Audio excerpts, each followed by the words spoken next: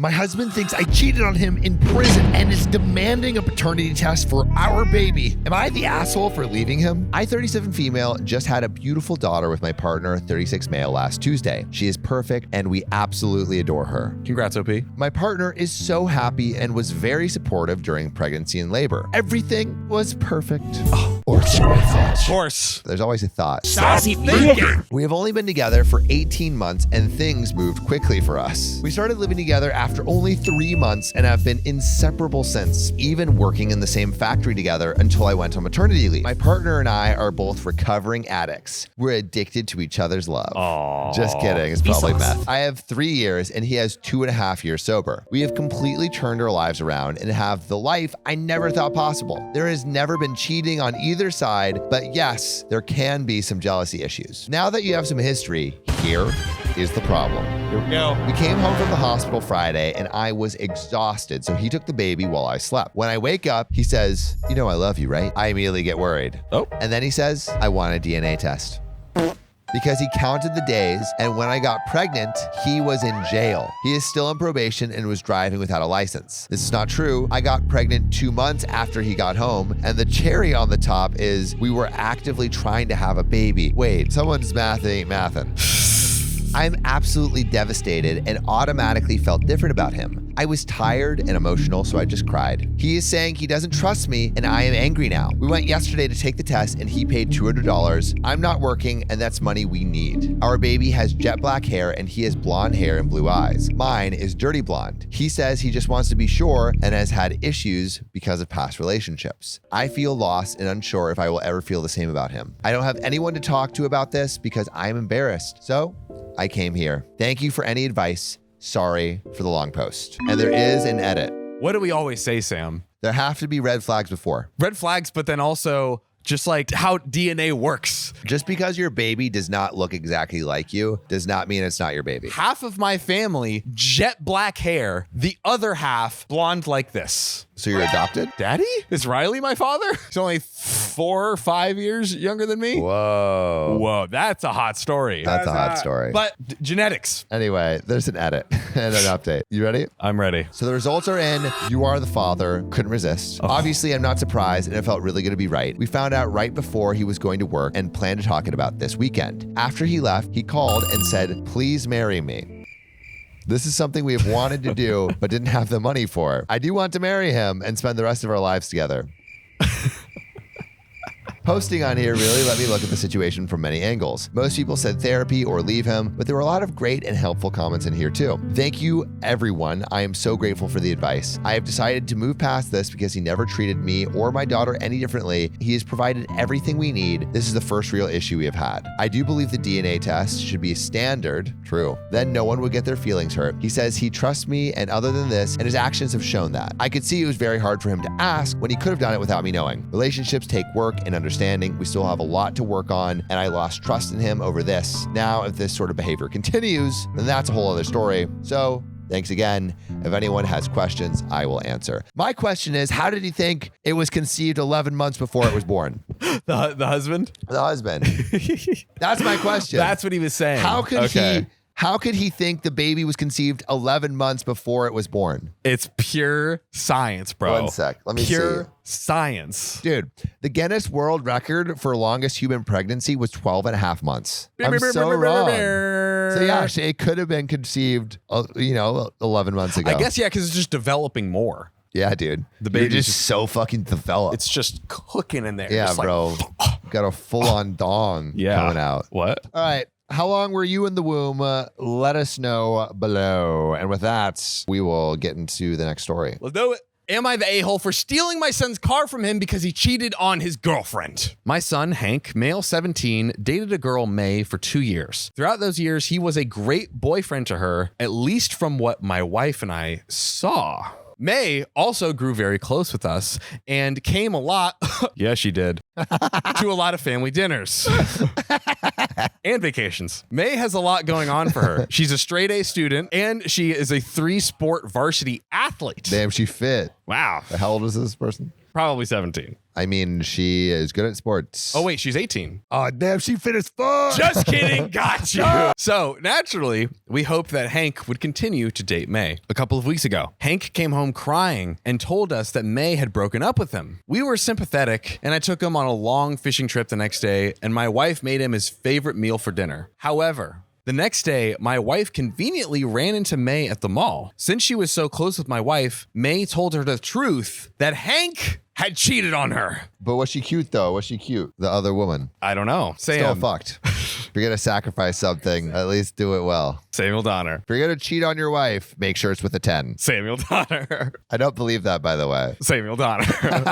My wife came home in tears, but I was so furious that there was steam coming from my ears. I looked through Hank's bank account transactions. Oh, man. What? Which I never do because Hank is an unusually responsible 17-year-old, and up until now, I've trusted him. That seems too much. Sure enough, there were several charges from an upscale seafood restaurant a few towns over. May is vegetarian and allergic to shellfish, and also bought a pair of sterling silver earrings. My wife reminded me that May's ears are sensitive to sterling silver. How do they know all this shit? That's when the perfect punishment came to mind. I had bought Hank a car for his 17th birthday, since he had proved to be a good driver in the old beater that he had previously. Since he was using that shiny car to drive 20 miles to meet his mistress, I would revoke access to it. It's not his mistress. Let's fucking cool your jets, dude. Mistress! I waited until Hank got home that evening before throwing his keys into the lake behind our house. Sell the car. What do you mean? He, of course, begged me not to, but I explained to him as the legal owner of the vehicle, I get to do with it as I see fit. Sell it. And I don't see cheating on your girlfriend as fit. He threw a tantrum and ran up to his room. I was feeling quite pleased with myself until my wife got home and asked why Hank was so upset. When I told her why, she said my form of punishment was inappropriate. She said it would take away his independence. It's very overkill. We live in a suburban area, so there's not much to do within walking distance. Plus, he would have to take the bus to school, and he would be the only upperclassman to do so. She said it would be a good punishment if we caught him cheating multiple times, but not a first-time punishment. This parents are weird. We're almost done, and we'll dissect this. Yeah. Let's finish it out. Since Hank has been a good kid overall, it is true that Hank has been a good kid. He gets good grades, keeps his nose clean, doesn't do drugs, etc. But cheating is a pretty heavy violation in my book. Honestly, I'm having a hard time seeing my wife's perspective. If Hank had been 18 or older, I would have kicked him out of the house. Really? Am I being fair, or is my wife right? I think this is way overkill. I want to know what y'all think. Yeah. But I think this is way overkill. The first step was the invasion of privacy with the bank is crazy. I think that's definitely too much, especially if Hank has a job and is earning his own money and things of that nature. It's just too private. And two, you're so over the top. So over the top and so involved. This is it's weird how much you know almost. I don't blame him for wanting to teach his son oh, this is wrong. But yeah, the level of snoopery. I think teaching your son that it's wrong is important, but this way of going about it feels like the complete wrong way. Why didn't he just sit him down first? Yeah. And at least give him a chance to come talk clean about it, and talk about it. You know? I'm curious what all of y'all would do. Put your answers below. Yeah, but just a little weird dynamic. A little strange. Yeah. Let's get to this next one. Let's do it. I sent a video of me making out with 2 other people to my cheating boyfriend. Am I the asshole? Talk about a clapback. That is the ultimate clapback. Dude, clapback. Also, and this is an OKOP fan submission on r/OKOP show on Reddit. It's submitted by user Petty Froggo. Shout out to you. But where's that video though? Where's the link? So it's been about a year since the incident happened. And I only recently, or never mind, don't send it. Please do not send anything to me. And I only recently thought about it when talking to a friend. This happened when I was 16 and 17, junior year of high school. And my ex, we will call him Scott, was was 17, 18. His senior year of high school. We had gone to middle school together, but have never talked to each other. We had to attend summer school, the summer between sophomore and junior year, or for him, between junior and senior year. He approached me with an old friend, we'll call him Jason, who also went to the same middle school, and I had several interactions with. We'd also gone to a school dance in the same friend group. Anyway, he approached me with an old friend to ask for my number. After that, it was kind of all three of us since we didn't know anyone else. After a few months of talking with Scott, he asked me out. Aww. Prior to this, Scott knew that I'm pansexual, and after us being together for a couple of weeks, I told him about being poly. Damn, these 16-year-olds, 17-year-olds are like pansexuals and being poly? Way too advanced. I wasn't expecting anything from it. I just wanted to let him know. He said he needed time to think, and at some point said he couldn't be with someone who was, and I quote, gay and wanted other people, so he broke up, which is like a high school thing to respond to. Yeah. So gay. I didn't know you were gay. Which I didn't have an issue with. So 2 weeks later, I was going through a rough patch due to a family member passing away. He said he loved me and wanted to work things out. I was vulnerable and wasn't thinking straight. Well, obviously, because you're pansexual. When I said okay. We got back together and things were all right for a while. Once I turned 17 in February, everything went downhill. For my birthday, my parents bought weekend passes for an anime convention. I told Scott about it and asked if he wanted to go. We had an extra ticket. He said he had to work and wouldn't be able to make it. I said it was fine and then asked Jason, who also wasn't able to go. Scott then told me that his cousin was going and I should meet up with him. He said he had money and would be able to spoil me and be able to pay for me to have a boob job. What? I was horrified. He'd always say to me that I was perfect. I had always had body image issues, which he knew about. So hearing this made me feel insecure. Who is this guy and what are high schoolers doing today? I shut the idea down and ignored his comment. Later that night, I messaged him saying I was sorry for not answering his messages since I was enjoying the convention. My mom told me to tell him something. I forgot what it was. He had also met my parents and they liked him a lot. He snapped at me and told me to tell my mom she should mind her own business and shut up. I have a crappy relationship with my mom, but he didn't have the right to disrespect her. So I said goodnight and ignored all of his messages until the next morning. Things only got worse. Of course they did. He started to make things sexual. He would even make sexual comments, and he even suggested a threesome with Jason, his friend. At some point, he changed it and said he wanted me and Jason to go at it, and he would watch. He would ask me to sneak him in at night. I was afraid of my parents finding out, so I would tell him no. One night he got mad and ignored all my messages. The next morning he sent me videos of him with two girls drinking, smoking, and he slept with both of them. Who are these high schoolers? I couldn't get one at a time. I was broken.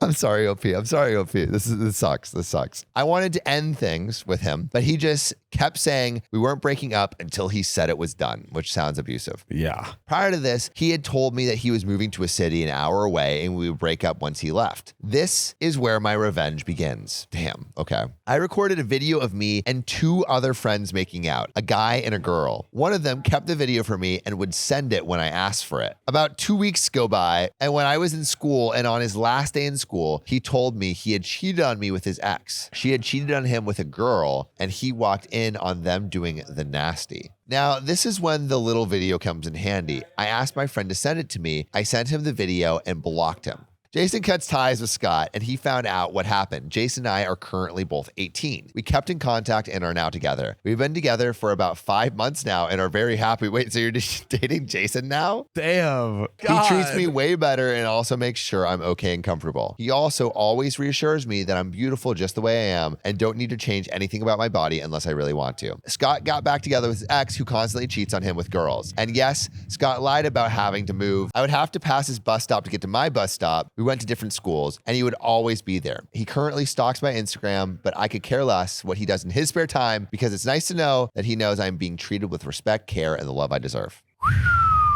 God. Messy. That is just messy. Can't even begin. Like messy.